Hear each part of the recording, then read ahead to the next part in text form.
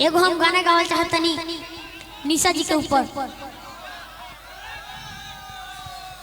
अरे चढ़ी के डोली मैं तू निकल जाइबू,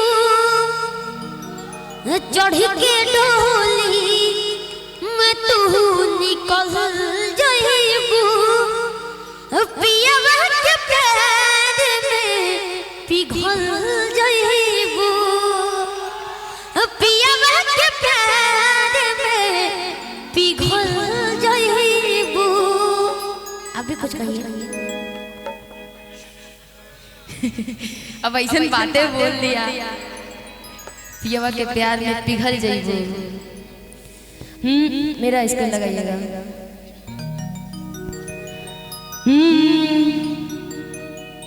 कि 200 के कहीं से माथ जब झारा, अब पाउडर क्रीम मोरा बादिया सारा।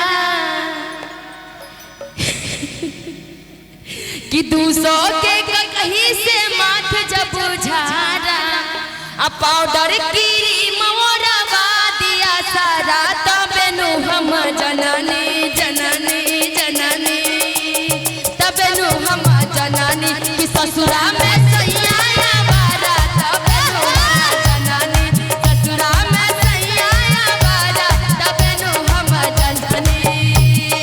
200 के कहीं से बाल बजा, 200 के कहीं से बाल बजारा, पाउडर क्रीम मोरा बादिया सारा।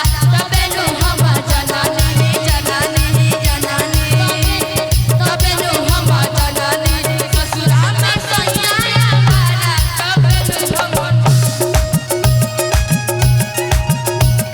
तबे नु हम जननी ससुरा में सैया बारा। तबे नु हम जननी। ओ मेरी शहर जबी तुझे मालूम नहीं, ओ मेरी शहर जबी तुझे मालूम नहीं, तू अभी तक है हंसी और मैं जवान। तुझ पे कुर्बान मेरी जान मेरी जान, तुझ पे कुर्बान मेरी जान मेरी जान। ओ मेरी शहर जबी तुझे मालूम नहीं, ओ मेरी शहर जबी तुझे मालूम नहीं, तू अभी तक है हंसी और मैं जवान। तुझ पे कुर्बान मेरी जान मेरी जान,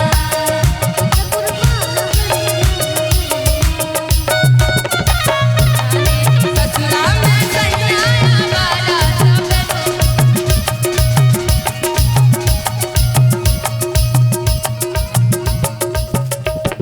होल्ड होल्ड होल्ड आवर अरे दिल न लगई हो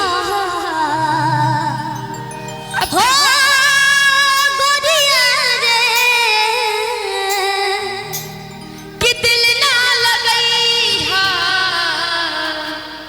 अब फिर जानी आई हा।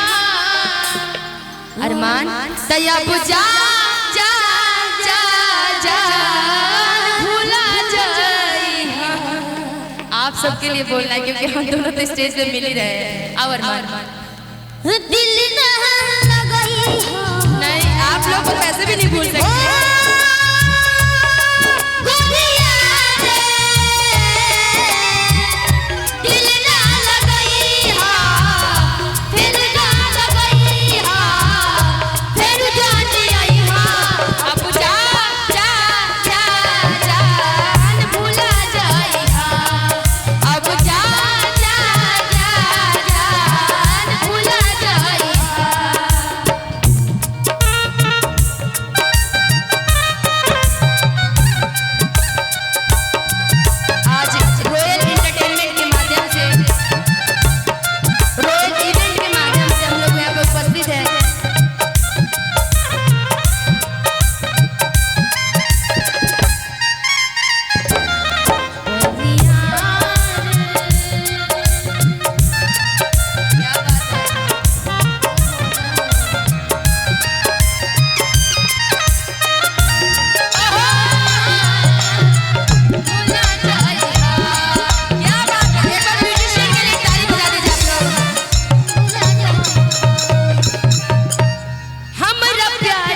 बदला में बोला कातिल बड़ा हो।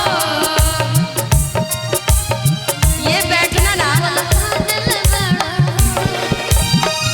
ये बैठना हमारे लिए, अरमान के लिए भी खास करके ये इस तरीके से बैठना इसके लिए हिट है। ऐसे तो हमारी जोड़ी आप लोगों ने देखा होगा बहुत सारे के साथ में हमारा स्टेज प्रोग्राम है, लेकिन अभी नया जोड़ी हमारा और अरमान का आप लोग देख रहे हैं। ये भोजपुरी में हम लोगों ने मतलब मैंने कुछ अलग किया। ऐसे हर स्टेज पे लड़के लड़की सिंगर जरूर होते थे, मेल फीमेल, लेकिन दुगोला मुकाबला लड़कों लड़की का एक साथ गाने का मुकाबला मैंने ही किया है। ये शुरुआत, चाहे आज हर स्टेज पे मैं रहूं या ना रहूं, कोई भी लड़की हो तो हर जनता चाहता है कि कोई भी जेंट्स सिंगर है तो चाहता है कि वो लेडी सिंगर है उनको साथ में गवाया जाए। और ये प्यार आशीर्वाद आप लोग का जब मिलता है इस निशा उपाध्याय को, चाहे आज एक स्टेज पे मैं फीमेल में एक ही लड़की रहती हूँ और लड़के में 10 मेल सिंगर भी रहते, तो 10 के साथ में मेरी जनता का प्यार होता है कि निशा जी उन सबके भी साथ गाइए आप। तो ये प्यार जब आप सबका मिलता है तो बहुत अच्छा लगता है मुझे कि मैंने कुछ आप लोगों के लिए अच्छा किया, खुद के लिए अच्छा किया है कि आप लोग इतना सराहते हैं और प्यार देते हैं। और कहना है क्या, हमरा प्यार